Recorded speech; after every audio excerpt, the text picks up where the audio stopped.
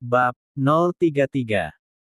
Setelah menelepon Johan, Raihan kembali ke kamar, langsung memeluk Naya yang sedang duduk memainkan ponselnya dengan kopernya sudah berjejer rapi dengan koper milik sang suami.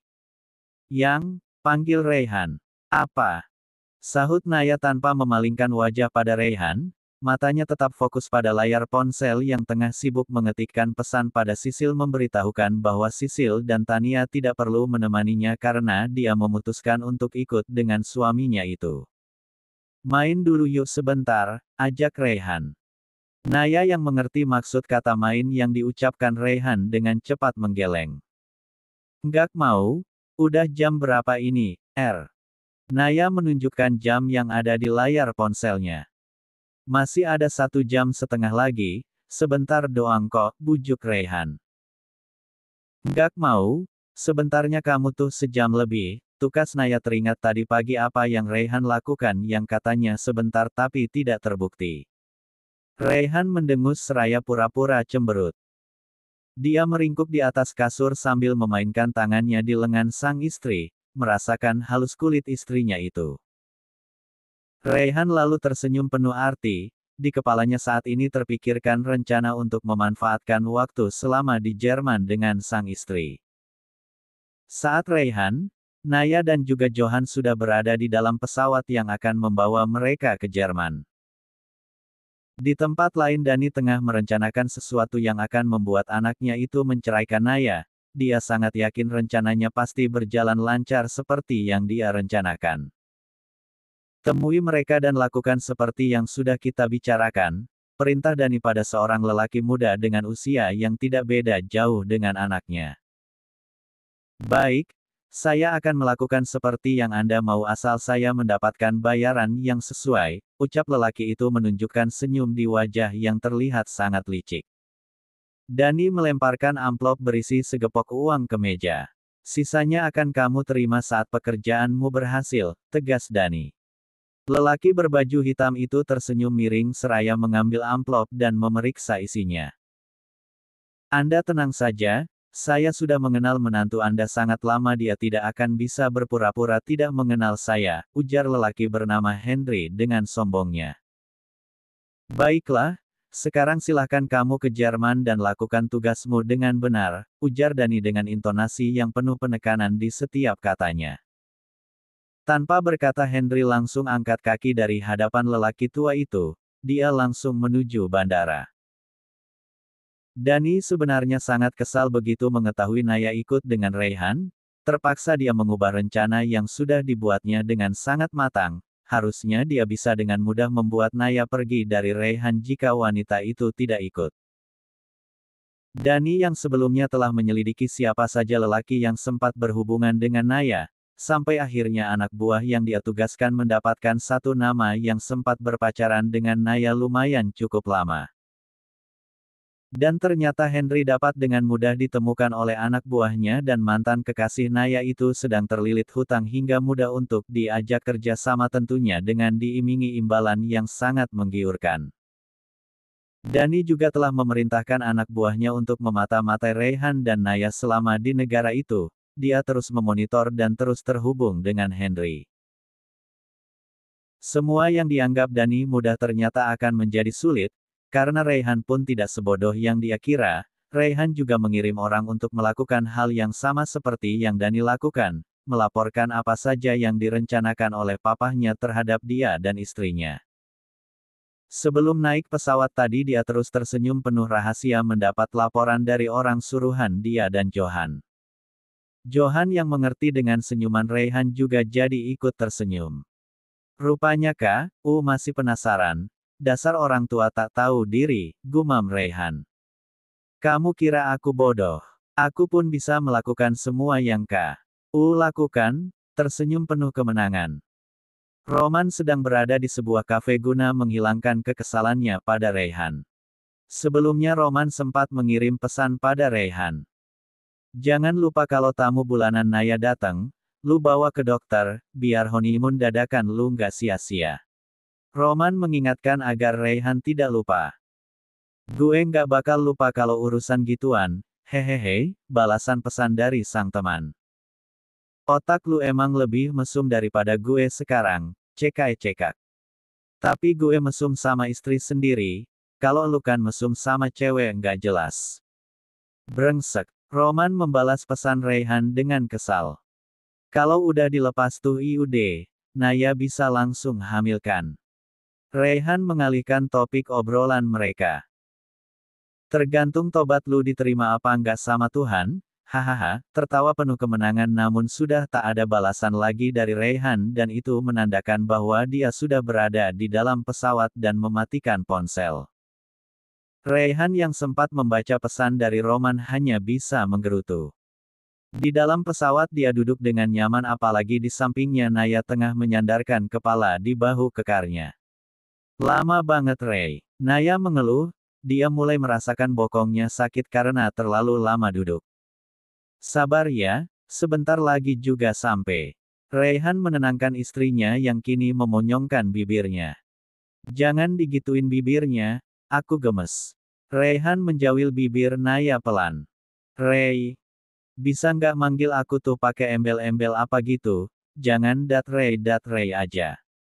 Raihan mulai memprotes, tidak seperti biasanya yang akan terima-terima saja meski Naya memanggilnya hanya dengan nama saja. Naya mengangkat kepala merasa aneh dengan perkataan Raihan. Kamu kenapa? Kenapa? Apanya? Malah balik bertanya.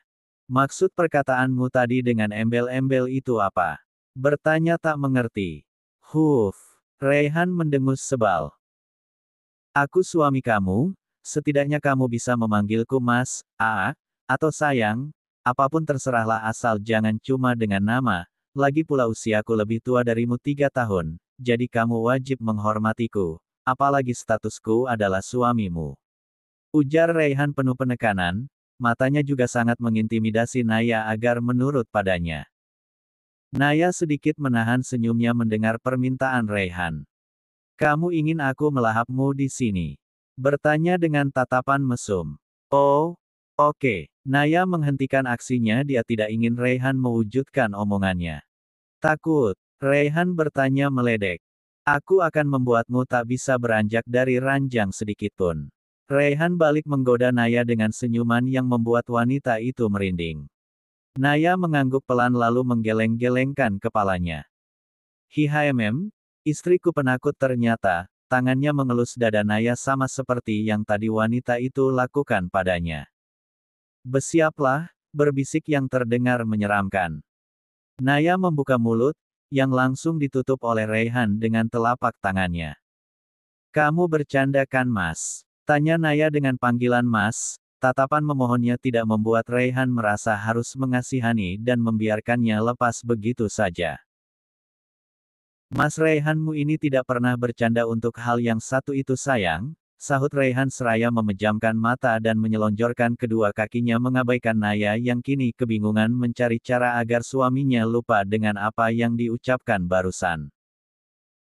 Naya kembali duduk dengan gelisah merasakan bokongnya yang sakit ditambah lagi memikirkan ancaman suaminya wanita itu pun meremas kedua tangannya karena panik. Raihan mengintip seraya tersenyum melihat kepanikan istrinya karena ulahnya. Bandara Leipzig Berlin. Setelah menempuh waktu belasan jam, akhirnya mereka pun sampai di tujuan. Kamu mau berkeliling? Tanya Raihan pada Naya yang duduk bersandar di sebelahnya. Mereka baru saja menaiki mobil yang memang menjemput dan akan membawa mereka menuju hotel. Aku lelah Mas. Naya berkata manja. Raihan tersenyum seraya menarik tubuh Naya. Tiduran di sini, ujarnya lalu membuat Naya merebahkan kepala di pangkuannya serta kaki naik ke atas jok mobil. Dia mengerti istrinya belum terbiasa, berbeda dengan dirinya yang sudah sangat terlatih untuk tetap tenang berlama-lama di dalam pesawat. Sedangkan Naya pasti sangat kelelahan setelah menempuh penerbangan yang sangat lama. Mas. Hihamm, gumam Raihan seraya mengelus rambut Naya yang tergerai di pangkuannya. Kenapa tidak ada salju? Tanyanya sambil menatap wajah Raihan yang kini menahan senyum merasa lucu dengan pertanyaan istrinya. Sekarang sedang musim panas sayang, jadi tidak mungkin ada salju, jawabnya gemas, merasa istrinya bodoh atau terlalu polos. Musim panas. Tapi kenapa aku merasa dingin? Naya kembali bertanya, karena dia memang merasakan dingin sejak pertama kali menginjakkan kaki di negara yang baru kali ini dia kunjungi dan Raihan pun memakaikan dia jaket walaupun tidak terlalu tebal namun tetap hangat. Ponselmu sudah pintar kan? Ujar Raihan.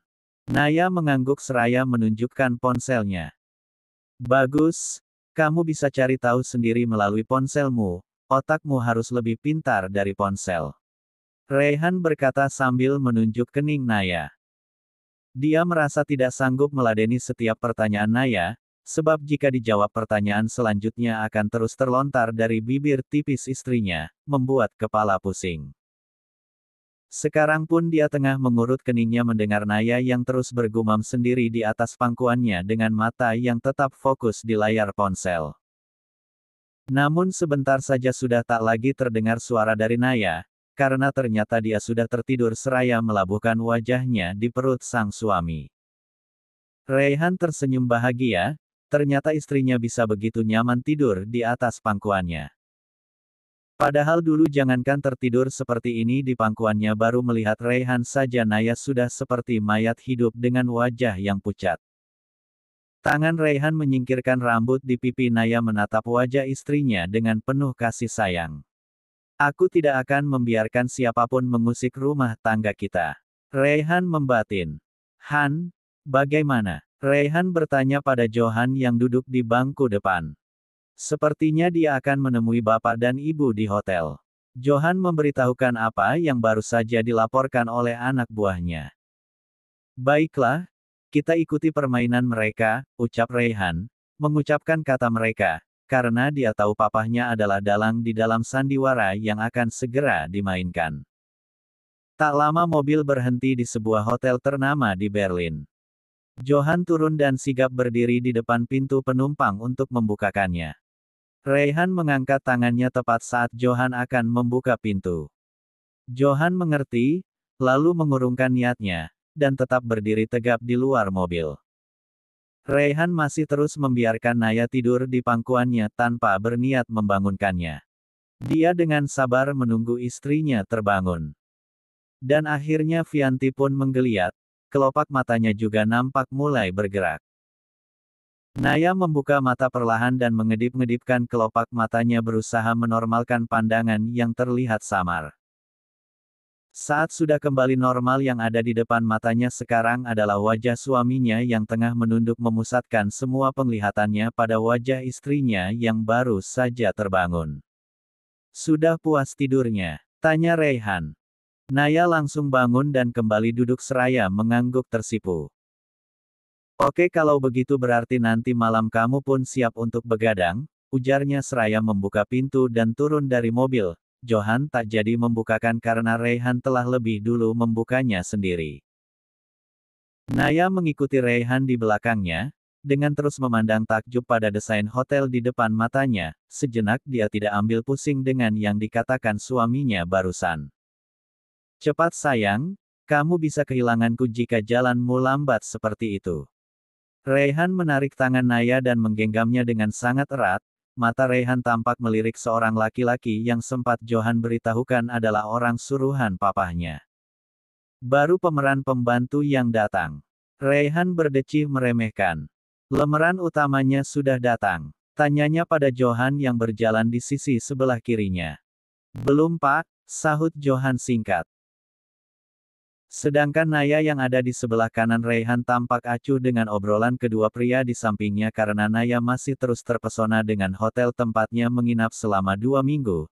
Terserahlah jika nantinya Raihan mengatainya norak atau kampungan, yang jelas sekarang dia tengah mengagumi apa yang terlihat mengagumkan di matanya. Lara petugas hotel dengan gesit membawakan barang mereka bertiga dan mengantar sampai ke kamar yang sudah Johan pesan sebelumnya.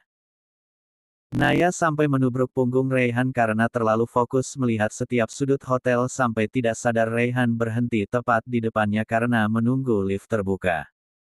Apa kamu tidak mempunyai insting yang baik seperti suamimu ini? Ujar Raihan sambil mengelus kening Vianti yang tadi menubruk punggungnya. Tidak, sahut Naya. Pantas kamu selalu tidak sadar saat bahaya mendekatimu. Raihan M. Berkata penuh teka-teki. Maksudnya, aku nggak ngerti. Naya kebingungan dengan kata bahaya yang keluar dari mulut Raihan. Kamu tidak akan pernah mengerti, jadi tetaplah di sampingku. Bisik Raihan sambil menarik Naya masuk ke dalam lift yang terbuka. Iya, jawab Naya seraya merangkul lengan Raihan. Sedangkan di dalam lift Raihan tampak berbisik pada Johan dengan suara yang sangat pelan, bahkan Naya yang berdiri di sampingnya pun tak bisa mendengar apapun kecuali melihat anggukan kepala dari Johan. Entah serahasia apa urusan mereka sampai Naya tidak diperkenankan untuk ikut mendengar pembicaraan mereka. Raihan dan Naya sudah berada di dalam kamar yang sangat luas untuk sekedar hotel. Hotel mewah yang berseberangan dengan katedral. Naya tengah berdiri di balkon memandang keluar dan tepat di depannya terlihat hamparan sungai yang mengalir dengan sangat tenang. Naya benar-benar tak berkedip dengan apa yang kini ada di depan matanya. Akan sangat romantis jika berdiri di sini saat malam nanti. Raihan yang entah dari mana datangnya berbicara sambil memeluk Naya dari belakang. Naya mencium aroma harum dari tubuh suaminya, aroma yang sukses membuat dia memejamkan mata dan menghirupnya dalam-dalam. Kamu mau kemana? Tanya Naya begitu melihat tangan Raihan yang tengah memeluknya sudah mengenakan jas berwarna biru langsung memutar badannya dan kini bertatapan. Benar saja Raihan sudah memakai kemeja juga dasinya. Keningnya berkerut tanda menunggu jawaban. Aku harus langsung ke kantor sayang, kata Raihan kembali merengkuh Naya ke dalam pelukannya. Masa sekarang juga? Tanya Naya seraya merengut, dia kesal pada Raihan, baru saja sampai sudah langsung pergi mengecek kantornya. Sabar ya, aku cuma sebentar kok, sebelum makan malam aku udah di sini lagi, merapikan rambut di kening Naya. Kamu istirahat aja dulu, siapin tenaga, berkata tepat di depan bibir Naya lalu mengecupnya dengan penuh penghayatan. Tanpa sadar tangan Naya merengkuh leher Raihan, membuat bibir Raihan tetap berada di bibirnya. Aku sudah terlambat sayang, ujar Raihan seraya melepaskan diri dari Naya.